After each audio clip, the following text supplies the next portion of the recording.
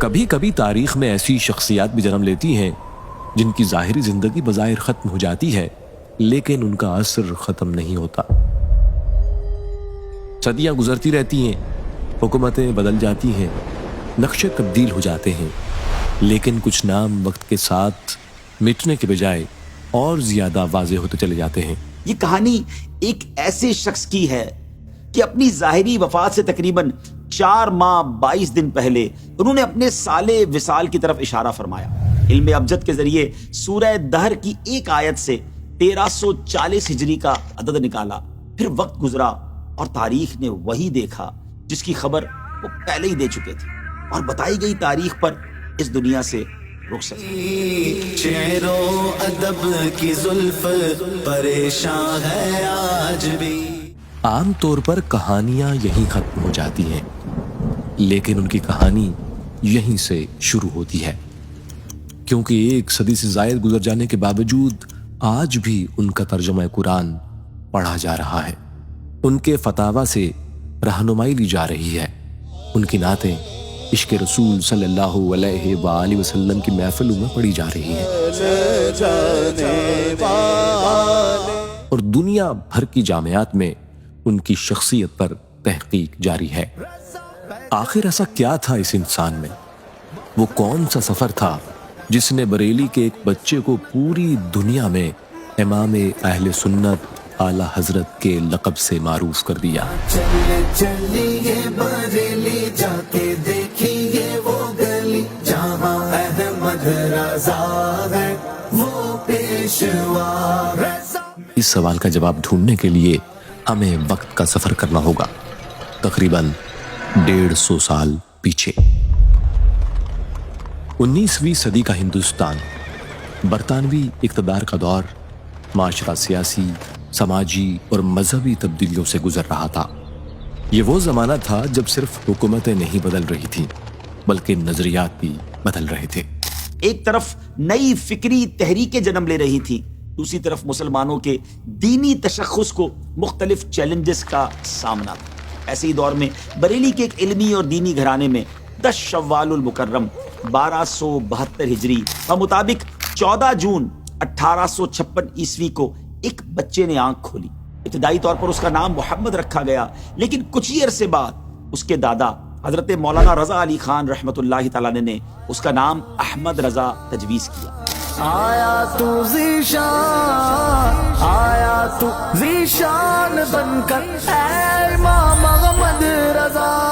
اس وقت شاید کسی کو معلوم نہیں تھا کہ یہی نام آنے والی صدیوں میں علم، فقہ اور عشق رسول کی پہچان بن جائے گا۔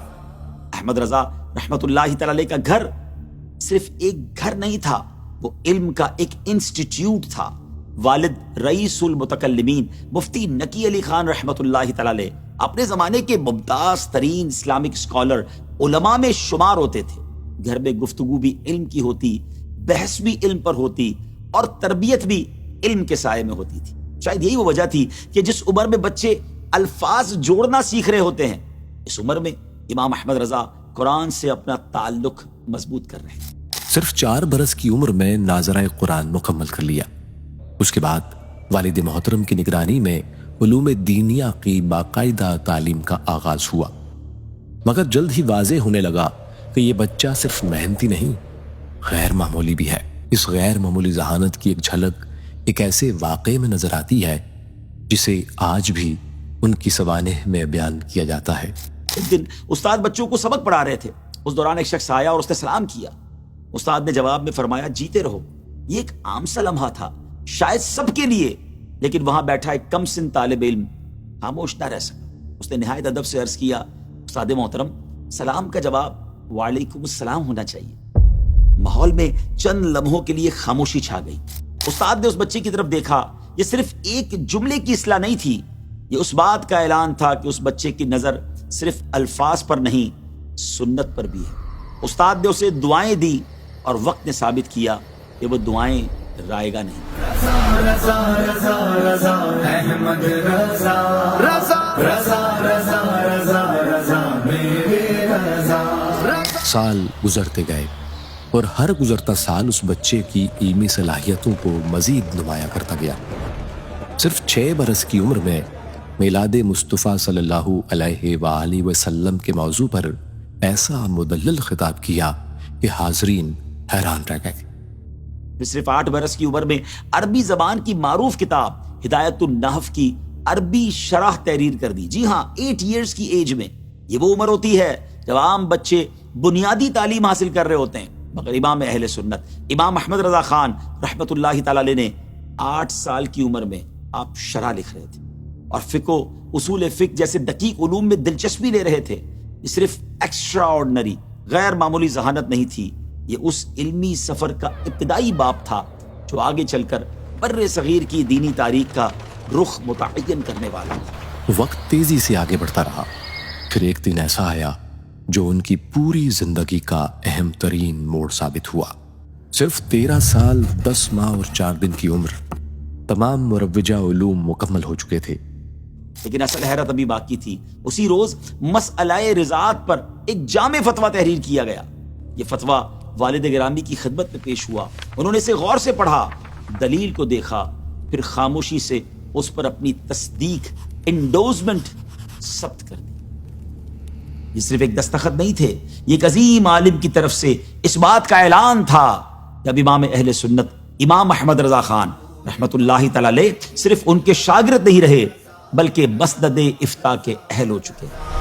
عاشقوں کا پیشوا رضا رضا رضا رضا، اور شاید یہیں سے وہ سفر شروع ہوا جس پہ آنے والے برسوں میں اسلامی فقہ کو اس کے عظیم ترین علمی ذخائر میں سے ایک عطا کرنا تھا۔ لیکن اگر کوئی یہ سمجھتا ہے کہ 13 برس کی عمر میں مسند افتاء تک پہنچ جانا اس سفر کی منزل تھی، تو شاید وہ امام اہل سنت امام احمد رضا خان علیہ رحمت الرحمان کی زندگی کو ابھی پوری طرح جانتا نہیں۔ یہ تو صرف آغاز تھا، ان کی زندگی کا ہر دن ایک نئے امتحان، ایک نئی ذمہ داری اور ایک نئے علمی معرکے کا عنوان بننے والا تھا۔ تعلیم مکمل ہونے کے بعد انہوں نے وہ راستہ اختیار کیا جو ہمیشہ آسان نہیں ہوتا، دولت، شہرت یا اقتدار کا نہیں بلکہ دین کی خدمت کا راستہ۔ صاحب نعمت رضا رضا، فیض و سخاوت رضا رضا، خوب رو جلوت رضا رضا، اعلی خلوت رضا رضا رضا۔ ناموس رسالت کی پاسداری، دین اسلام کی خدمت، سنت رسول صلی اللہ علیہ وسلم کی اشاعت، عقائد اہل سنت کا دفاع، باطل نظریات کی علمی تردید، درس و تدریس، فتویٰ نویسی، تصنیف و تحقیق اور اصلاح امت، یہ صرف ذمہ داریاں نہیں تھی، ان کی پوری زندگی کا معمول بن گئی۔ جو ہی تیرا قلم اٹھا رضا رضا رضا رضا۔ لیکن اس علمی سفر کے ساتھ ساتھ ایک روحانی سفر بھی جاری تھا۔ 22 برس کی عمر میں آپ نے حضرت سید آل رسول قادری برکاتی رحمت اللہ علیہ کے دست حق پرست پر بیعت کی۔ یہ محض بیعت کا ایک رسمی عمل نہیں تھا، علم کے ساتھ روحانیت کے اس تعلق کا آغاز تھا جس نے ان کی شخصیت کو مزید نکھار دیا۔ وہ حضرت آل رسول رحمت اللہ تعالی علیہ جو برسوں کی مشقت کے بعد بھی کسی کو آسانی سے خلافت نہ دیتے، لیکن امام اہل سنت سیدی اعلیٰ حضرت رحمت اللہ تعالی علیہ کو اسی مجلس میں خلافت اور اجازت بھی عطا کی گئی۔ بعد میں ان کے مرشد نے ایک ایسا جملہ فرمایا جو آج بھی عقیدت کے ساتھ نقل کیا جاتا۔ فرماتے ہیں قیامت کے دن اگر اللہ تعالیٰ مجھ سے پوچھے گا کہ کیا لائے ہو تو میں احمد رضا کو پیش کروں۔ احمد رضا کی کیا بات ہے رضا، میرے رضا کی کیا بات ہے۔ وقت گزرتا رہا مگر اب امام اہل سنت صرف بریلی کے ایک عالم نہیں رہے تھے، ان کے لیے سوالات دور دراز علاقوں بلکہ ممالک سے آنے لگے۔ لوگ اپنے پیچیدہ مسائل لے کر ان کی طرف رجوع کرنے لگے۔ پھر ایک وقت ایسا آیا کہ بر صغیر میں جہاں بھی کہیں کوئی مشکل فقہی مسئلہ سامنے آتا ان کی نگاہیں بریلی کی طرف اٹھتی۔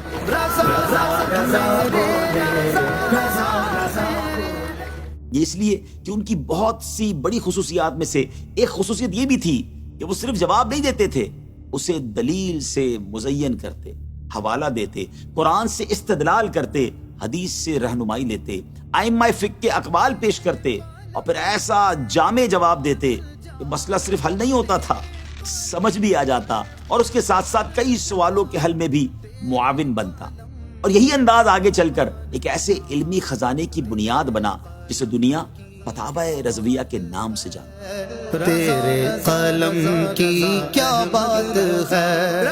یہ صرف ایک فتاوی کا مجموعہ نہیں، یہ اسلامی فقہ کا ایک عظیم انسائکلوپیڈیا ہے۔ 30 جلدوں پر مشتمل یہ ذخیرہ ہزاروں سوالات کے مدلل جوابات، 20 تحقیقی رسائل اور بے شمار علمی مباحث پر مشتمل ہے۔ لیکن اگر کوئی یہ سمجھے کہ امام احمد رضا خان علیہ رحمت الرحمن کی خدمت صرف فقہ تک محدود تھی تو یہ ان کی شخصیت کا صرف ایک پہلو دیکھنے کے مترادف ہوگا۔ حقیقت تو اس سے کہیں وسیع تر ہے۔ محققین کے مطابق انہیں تقریباً 560 سے زائد علوم و فنون پر دسترس حاصل تھی۔ ذرا تصور کیجئے، تفسیر، حدیث، فقہ، اصول فقہ، علم عقائد، منطق، فلسفہ، علم کلام، نحو، صرف، بلاغت، ادب، عروض، تاریخ، سیرت، علم حیت، ریاضی، علم توقیت، علم جفر، علم ہندسہ، فلکیات، وراثت، حساب، طب اور اس کے علاوہ بھی متعدد علوم۔ لیکن شاید اس فہرست سے بھی زیادہ حیران کن بات یہ ہے کہ انہوں نے ان علوم کا صرف مطالعہ نہیں کیا، انہوں نے ان میں تحقیق کی، تنقید کی، تصنیف کی اور کئی میدانوں میں نئے علمی مباحث کو جنم دیا۔ یہی وجہ ہے کہ ان کی تصانیف کی تعداد 1000 سے زائد بیان کی جاتی ہے۔ کسی ایک انسان کی زندگی اور 1000 سے زیادہ علمی تصانیف۔ رضا رضا رضا رضا رضا احمد رضا رضا رضا رضا رضا رضا میرے رضا۔ لیکن ان تمام علمی خدمات کے درمیان ایک بہت بڑی خدمت ایسی بھی تھی جو آج بھی عام مسلمانوں کے گھروں میں موجود ہے۔ قرآن کریم کا اردو ترجمہ کنز الایمان۔ یہ صرف قرآن کے الفاظ کا ترجمہ نہیں بلکہ یہ قرآن کے معنی کو ایسی زبان میں منتقل کرنے کی کوشش تھی جو محبت بھی رکھتی ہو، ادب بھی اور علمی وقار بھی۔ سبحان اللہ، اس لیے اسے تمام اردو تراجم قرآن میں نمایاں مقام حاصل ہوا۔ بعد میں حضرت صدر الافاضل مولانا سید نعیم الدین مراد آبادی رحمۃ اللہ تعالی علیہ نے خزائن العرفان کے نام سے اس پر حاشیہ تحریر فرمایا، اور مفتی احمد یار خان نعیمی رحمۃ اللہ تعالی علیہ نے نور العرفان کے نام سے اس کی شرح پیش کی۔